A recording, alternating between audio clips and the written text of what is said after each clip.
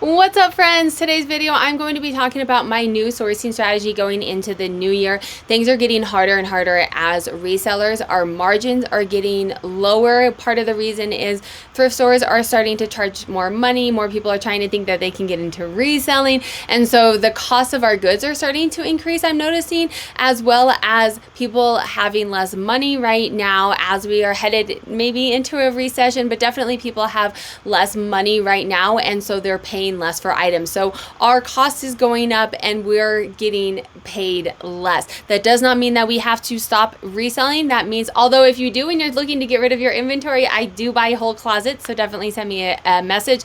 But it doesn't mean that you have to stop reselling. It just means that you have to be strategic in how you're going to do this. We can get through it, friends, and I'm going to show you my sourcing strategy for the new year and what I plan to do to continue to make money reselling. And it's going to start with looking at my numbers and trying to figure out exactly what's going on. For me, that is my average sale price. Let me pull this chart up for you. My average sale price is continuing to decline. You want to see me small and it big. My average sale price is continuing to decline. For those that are new, this is a Sarah Style Sales and Trends dashboard. It is going to be on sale. There's going to be coupon codes on Instagram this month because I want you guys to really be able to have access to this information for yourself and be able to make strategic decisions about your business. Things that were working previously, list more items, buy more items, it's not going to work the same way. We're going to have to be super strategic about it. So if you can't find a coupon code, send me a message or leave a comment down below. I'll let you know what the coupon code is. But this is, you put your information into this and then you have access to all of these numbers for you in these charts so you can see what's going on in your business. You may be in a category where it's benefiting from this and your average sale price is just increasing. What should you be doing in that situation? It's going to be different from me. That's why I walk you through what I'm doing so you guys can follow along and figure it out for you, what numbers you should be looking at. What you can see here and what I'm looking at, this is my performance. It's my 28-day performance here. What I'm really looking at is my 13-month rolling calendar. Now, I am filming this at the end of December, even though you guys are going to see it in January. So there is still a couple more data points in December, so I'm not really considering December right now. But what you can see is I'm looking at my average sale price. So the dark blue bar, the bars are my average sale price. On average, how much my items lies, average profit. So it's taking out my cost of goods. On average, how much am I profiting each month on my items, right? So you can see at the beginning of the year, my year over year. So this year I was profiting more on my items than I was profiting last year. But look at this flip that happened in August as things are starting to get harder and harder and people are having less and less money. We're going into like a pretty heated political season, which had something to do with some of this as well. People tend to hold on to their money a little bit more when they don't know what's going on. We're going to have an election year, so that's going to play part into it this year as well. But what you're going to see here is July and August, there is a flip. You can now see each month, like I said, I'm ignoring December because of when I'm filming this video and it's Christmas. People tend to spend a little bit more Christmas. But you can definitely see that there's an ongoing trend for the last 4 months, with the exception of December. My profit per item is going down. And now this is not because of my cost of goods. My cost of goods stays pretty steady this whole year, around $4 or $5. You can look down here. Let's see. Yeah, in December, I'm at $4.64. So it's not my cost of goods that's moving that. It's people are spending less money. However, if we look at the dotted line here, friends, this is, and I'm going to get into what this all means and how you guys can figure it out and why I'm talking about this in a second. But I'm just looking at what's happening for me and then how this is going to play into my strategic sourcing strategy, because people are buying things differently. And if I just keep doing the definition of crazy, friends, is doing the same thing expecting different results. If you're not making the money that you were once making, you have to change something. And I'm walking you through what I'm changing. So you can see here, as my average sale price was declining, I was working hard at increasing my sell-through rate. And this is exactly why. So this is the golden formula for resellers. Again, this is another spreadsheet that I create for you. I want you guys to be successful. There's a discount code for this as well. If you guys already have the golden formula for spreadsheet or you're a gold member, there's a coupon code for this as well so that you guys can upgrade to the platinum formula, because as times are getting harder, we're going to have to work really hard and be mindful of our margins. And so I have added our net revenue. This is at the end of the day what we're taking home, not including taxes and your expenses, but your cost of goods, your shipping, and your fees. But what we're looking at here, I'm going to talk a little bit about the golden formula, which is over here on the left. The reason that I put a mathematical equation to it, I don't make you guys do it. I have the spreadsheet, I built it so that you guys can figure out these numbers for yourself, but I just want to explain kind of what it's doing. So you have your gross revenue, that's at your top number, how much money that you're making at the very top. And what goes into that is your sell-through, so how many items you're selling out of how many that you have for sale. To calculate this number, you just take how many items for the month. Let's say you sold 10 items for the month, you have 100 items for sale, a 10% sell-through rate. If you guys watch my channel, you've probably heard me say that like a gazillion times. Maybe I should change it to like a 50% sell-through rate. Change those numbers. But 10 and 100 are super easy for me to calculate when I'm doing a video. So that's your sell-through rate times your active listings. That's essentially how many items that you are selling and how many items you have for sale, and then your average sale price. And the reason that we have these three variables is, let's take it back, to when do we learn about what an equal sign is? Kindergarten. If you have an equal sign, this side equals this side. If you want your gross revenue to grow, or in this case, I just want my gross revenue to stay the same, these are the variables that are moving it, right? So now let's come down here to the three variables. We have our sell-through rate, our active listings, and our average sale price. This is more or less where I'm at right now. Let's say that my average sale price goes down to $25. And what I want you to look at is what this going down $5 on an average sale price does to my gross. It's going to decrease my gross almost $1,100, right? That doesn't mean that I have to sit back and take it. What I'm working on in my sourcing strategy, and I'll walk you guys through what I'm going to be doing to make this happen, is if my average sale price goes down, I need to move one of the other variables. That means I either need to be having more active listings, or I need to increase my sell-through rate, or a little bit of both. For me, active listings isn't really an option. I'm pretty much out of space. Active listings is more time, more sourcing, more listing, more photos. I don't have more time. I'm trying to take time away because I have 3 children, 3 neurodiverse children, and I actually like my family.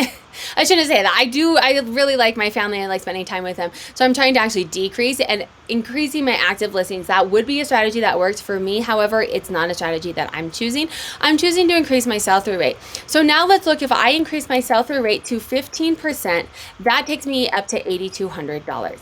Now, what am I doing to increase my sell-through rate? And I'm gonna show you guys this graphic. This is free if you guys are part of the gold members on YouTube, or it's like $1 on my website if you guys want to download it as well. But it's a golden formula for resellers, the 3 variables that go into this, and then what you need to do for which strategy you're picking. For me, I'm picking my sell-through. I am trying to work on increasing my sell-through. This means that I need to be working on running sales. I need to be doing offers. I need to be promoting my listings. These are all ways to get more volume sold. I need to make sure that my SEOs, my listing quality, I'm cross-listing, all of that is on point for the best chance of selling more items. It's kind of putting me more into a volume seller, which means kind of a lower average sale price.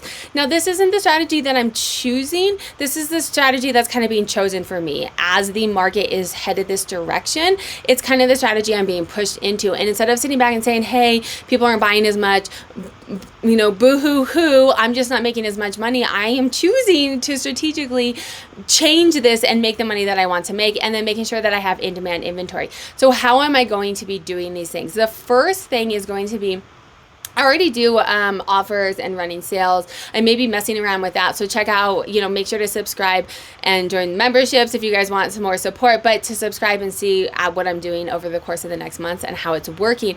But promoting my listings is something I'm really going to be messing with. That means that I have my fees at 20%. That's eBay. That's Poshmark fees. My fees are actually closer to 17% right now because eBay is a little bit less. But if I go in and I promote, so eBay has promoted listings. I'll link a video up here of how to run some test scenarios and set up promoted listings and figure out, you know, what rate works well for you, looking at your numbers to figure it out. But I'm going to be running some promotions and paying a little bit more to increase my impressions. Now, the reason that this is going to help increase my sell-through rate is it's going to put my items in front of more people. So here's another graphic, friends. Again, this is, you can purchase it on my website. If you're a gold member, you have access to this as well. But this is the eBay metrics checklist, and it's a funnel. It starts with impressions. If people don't see my items, they cannot purchase them. So I'm choosing to pay a little bit more to promote my items on eBay, but look at what happens. So let's say I pay 3% more, and that takes my fees up to 20%. I want you to look at what happens down here to the net. It goes from 4,100, it goes down to 3,900. So this paying is going to come at a fee. But let's say that I pay 3% more, and now this increases this up to 17%, and then take a look at what happens to the net, right? The net actually goes up. So even though I'm paying a little bit more in fees, it's actually increasing my sell-through rate, and at the end of the day, I'm ending up making more money. So that's one of the strategies that I'm choosing to do. I'm going to pay a little bit more for promotions and mess around with what number is going to actually make me more money. If you pay too much for promotions, your margin will go down and you actually end up, you know, making less money. So the next thing that I'm going to be doing is updating older inventory. I am going to be focusing on the inventory that I have. I'm still going to be listing new items. Right now I'm listing 12 items a day. I'm thinking, and follow me because I'm gonna have to like figure out exactly what the right model is for me moving forward.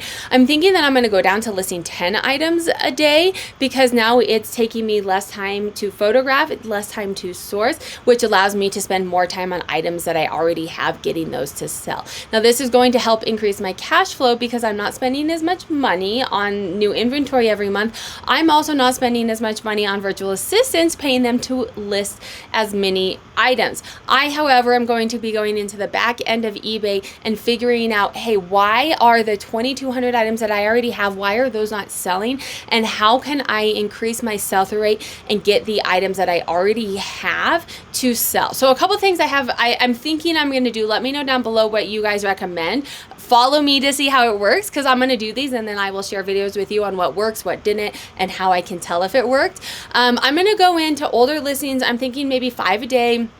During the weekday, go into older inventory, items that haven't sold.